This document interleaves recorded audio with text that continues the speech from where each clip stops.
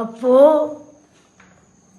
50 ವರ್ಷ 50 ವರ್ಷ ಅಪ್ಪಪ್ಪ ಚೆನ್ನಾಗಿದೆಯಾ ಮಗನೇ? ಹಾಂ, ನೀನು ಮಗು ಅಂದ್ಕೊಂಡಿದ್ದೀನಿ ನಾನು. ಭೂಮಿಗೆ ಬಂದ ಭಗವಂತ. ಆಗ ಫಾರಿನರ್ಸ್ ಎಲ್ಲ ಬಂದು ತುಂಬ್ಕೊಂಬಿಟ್ರು. ಆ ಫೋಟೋಗಳು ತಗೊಂಡ್ರು, ಕಾಲು ನಮಸ್ಕಾರ ಮಾಡಿಕೊಂಡ್ರು. ಮೇಲೆ ಅವನಲ್ಲಪ್ಪ ಯಾರಿದ್ದಾರಪ್ಪ ಹೇಳಿ ಎಲ್ಲ ಗಾಡ್ ಅಂದ್ಕೊಂಡು ನಮಸ್ಕಾರ ಮಾಡಲಿ ಅವನಿಗೆ.